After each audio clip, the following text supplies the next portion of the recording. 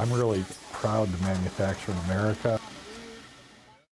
Well, the future's bright, and certainly I think we're all sort of focused on our low beams right now with the current economy, but if you turn on the high beams, the world, 2/3 of the world's population is coming into their time as consumer economies.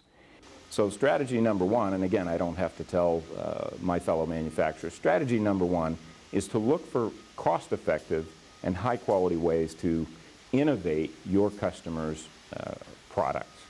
Secondly, think about, as many manufacturers do, think about your customer's end product. What can I do? Can I add another component? Can I kit components together? Can I look at my customer's assembly process and say, hey, what if instead of just assembling the cables, I assembled a sub-assembly?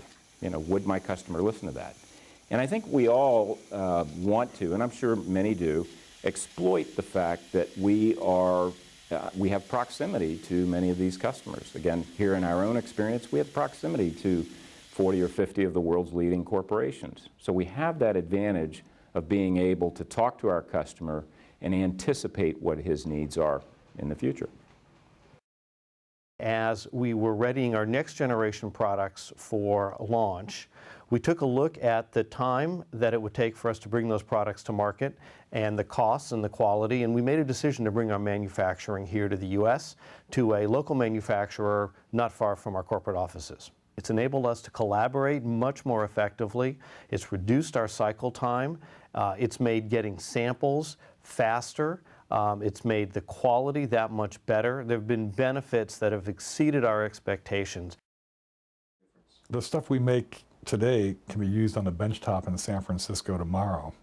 So there's 3 or 4 biotech centers in the United States, San Diego, San Francisco, Boston, and if you can be down there with product immediately, they call up and you can deliver the next day. It's really important. If you're trying to import this stuff from overseas, there'd be containers sitting on the water for 30 days, caught in customs. Maybe they ordered the wrong stuff. It's not even on the container. Maybe they've got too much stuff. So we have a quality advantage. We have a time to market advantage. We have a logistics advantage in the cost of getting stuff to the domestic consumer. And it all works in our favor. Our business is booming. We've done really, really well in the last several years. Some companies want their manufacturing very close to where the research and development and design takes place. Other companies, for example, in the solar industry, they want their final assembly close to where the customers actually are. And some manufacturing, as you know, has become very capital intensive. So companies want to take advantage of the highly skilled workforce that is here. You have a relationship where you pay for something that if something runs afoul, you can get reimbursed. Whereas if you pay up front for something that's offshore, it's very difficult to get reimbursed or get the problem fixed. That it's high quality.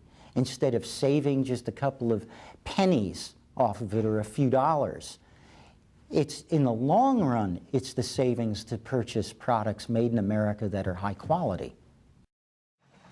And finally, I would say, it's almost a cultural trait of, you know, the American manufacturer. In some sense, we've never lost those, you know, teenage years traits. I don't know if your hobby was sports or if it was hopping up cars or if it was plastic models or whatever it was. I would say to each of us to exploit our natural trait of experimentation, innovation, and frankly, I know it sounds trite, but good old-fashioned American ingenuity.